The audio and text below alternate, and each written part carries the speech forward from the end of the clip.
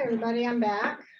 So normally in our yearly seminar, this is the place where we do the legislative update.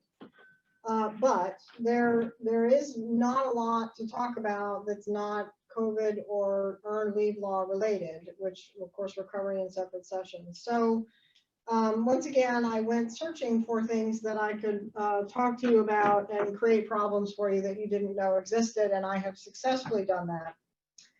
So I'm going to talk about a couple of things, starting with pronouns, because I have started to see a lot more issues revolving around the use of pronouns toward employees and specific requests that certain pronouns be used, and then some problems that have resulted from that. So what I'm talking about is that I'm sure you know, Maine state law and also the federal law covers gender identity and expression as protected categories.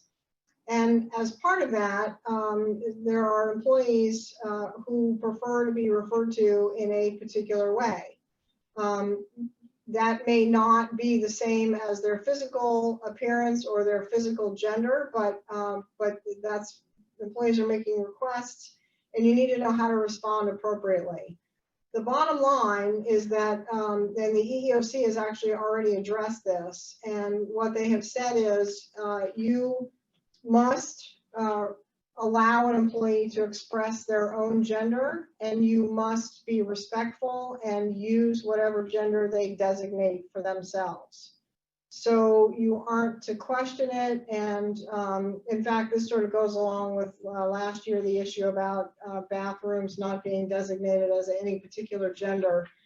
And so the EEOC has actually said that prohibited acts include intentionally and persistently failing to use the name and gender pronoun that correspond to the gender identity with which the employee identifies and which they have communicated to management and employees. And failing to do that, so not even being, I don't know what the right word is, nasty per se about whatever the identity is, but just failing to use what the employee has asked you to use can potentially create a hostile work environment.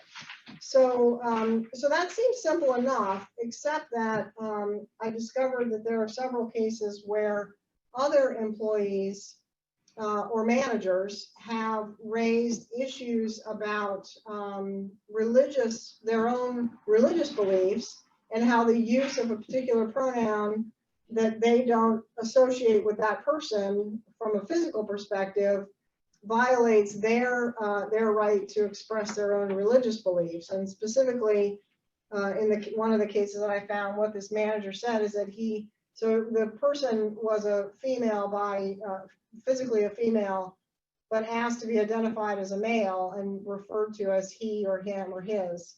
And this manager refused to do that and said that it was his religious belief that everybody is whatever gender they were born and it can't change, and he was refusing to refer to this person in that way. And that created a hostile work environment.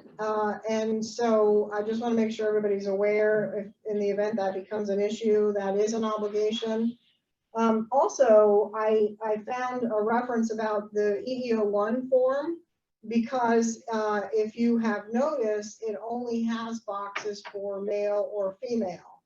And what I discovered is that the EEOC recently issued a fact document that said that employers can report the actual, so for instance, if somebody reports as non-binary, you can put that in the comment section as opposed to checking male or female, because the act of requiring a non-binary person to check male or female violates their rights. So, so there it is.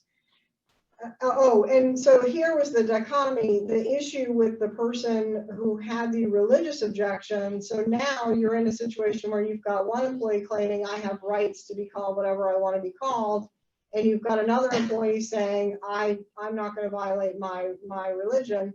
And so you have to try and accommodate both. And this isn't uncommon that you've got competing beliefs and competing accommodations. So one way to accommodate is that the EEOC has actually said that using the pronouns they or them is recognized officially as an appropriate alternative. So you can have the manager use terms other than he or she that are non-gender related. So them, they, that, theirs, or whatever. Or use a first name, or however you want to handle that situation. But keep in mind, you can't completely disregard the person who raises the religious issue either. All right, now, yeah. There's a question, do you by any chance have the case citation for the case relating to preferred gender pronoun? I don't, sorry. Would you like me to try to find that and get that out at a later date? Okay. Gotcha. Okay, so to change gears completely, I want to talk about flu shots. A lot of people already have them. Everybody's being encouraged to get them. And for me, they raise issues not only general employment related, but also workers' comp, of course. And I'm going to talk a little bit about workers' comp in the COVID section later on, but let's suffice it to say, for purposes of this discussion, and I'm sure that most of you have heard me say this many times, if you as the employer either require or even strongly recommend, and what that means is a sort of a gray area, and the cases will look at, the board will look at, what did you do in order to encourage the employee to have this shot? So if you're one of those employers who puts up 45 signs in the workplace saying, don't forget to get your flu shot, they're being held available in the kitchen today, or we strongly encourage you to have a flu shot, or we frown on people who don't have flu shots, or it's your civic responsibility to have a flu shot. Any words like that, any strong encouragement like that is most likely to result in a finding that any adverse effects from the flu shot will be work-related and covered by workers' comp. On the flip side, if it's entirely voluntary, and ways that make it appear more voluntary are, for instance, if you open it up to family members as well, if you allow people to have it off duty and in fact don't pay them for the time during which they're having the shot, and you make it very clear in whatever signage you're putting up that this is a voluntary process, then you may be able to avoid comp liability for whatever happens. But this year things are a little bit different because of COVID, and there has been a lot of encouragement to get flu shots more than usual, and you know the reasoning is sound, because the idea is if everybody gets a flu shot, then presumably if you develop flu-like symptoms, then we can more easily rule out the fact that you have flu, and then it becomes more likely that you may be COVID positive, and so that's sort of the thinking about it. That doesn't change anything though about workers' comp liability, just so you're clear about that. I did see that DHHS in October had proposed adding seasonal influenza vaccination to the required immunization for healthcare providers, because if you're a healthcare provider, you know that you are required by law to have certain vaccinations no matter what. Most employers who are not healthcare are not subject to that rule. And apparently there is a movement afoot to add the seasonal flu vaccination. The last I saw of that is that the comment period went through the end of October, and then there was a question about whether or not there was going to be an actual hearing about it, and I don't know what the result of that is yet. So that's sort of pending out there. If it is included, then you would be required, and then there would be an issue about whether or not somebody could object to having that vaccination, just like any other vaccination, on the basis of disability or religion. And so I think you probably are clear about the disability issue. There are people who have medical conditions that don't enable them to have certain shots. And so if that were the case, you are entitled to ask for documentation from the doctor about that, but you can't force somebody to have a shot. What you would have to do is accommodate by allowing them not to have it, and then it may mean that they have to change positions or something has to happen, because if they can't work in a certain area without it, then that would have to be an issue of accommodation. The religious-based issue is more interesting in a way, because it has raised issues about whether or not the conditions or the reason why somebody doesn't want to have it is actually a religion or not. And you probably know that religion under state and federal law in terms of accommodation is defined very broadly. So it's any moral and ethical belief sincerely held with the conviction of what a religion is recognized as. And there really aren't any other parameters on it than that, other than it's sincerely held.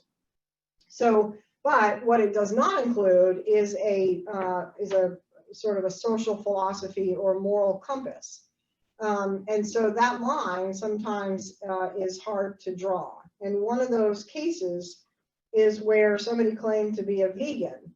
And based on their status as a vegan, they said that they were not going to have the shot because doing so would force that person to consume animal byproducts, which were in the vaccination.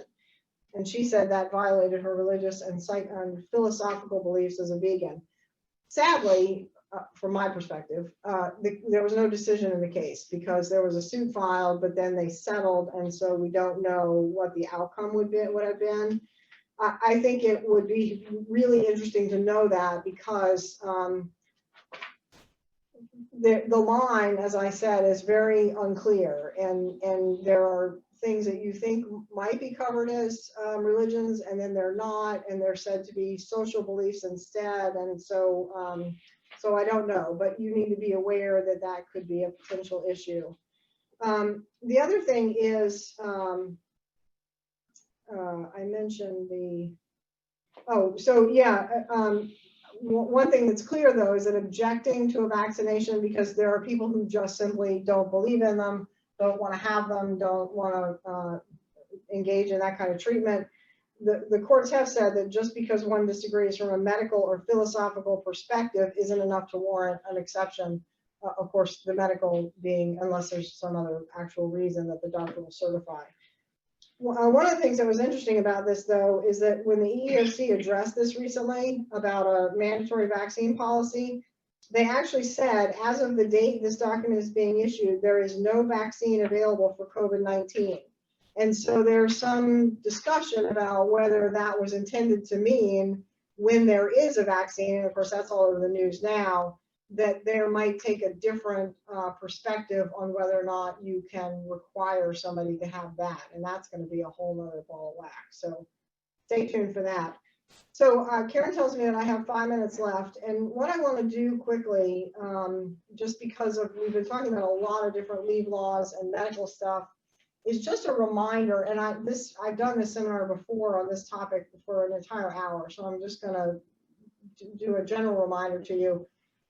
The leave laws in Maine, the FMLA, the ADA, the Maine Human Rights Act, and workers' comp all have very different parameters on what information you can get and how you get it. And it's very confusing when you have an employee who fits under more than one of those categories. So for instance, if you've got somebody who's on FMLA and their workers' comp is running concurrently with it, and maybe it's a disability too, you could easily be in a situation where you're thinking, what am I allowed to have, and how am I going to violate the employee's rights by getting too much information under one statute and not enough under another.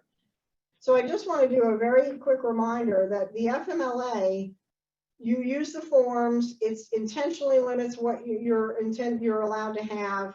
If the forms are not completed completely, they're not complete and sufficient, you may ask for follow-up for clarification and authentication only after you give the employee the opportunity to cure the deficiencies. And you cannot have a direct supervisor do any of the contact. That's a very, very brief overview of FMLA.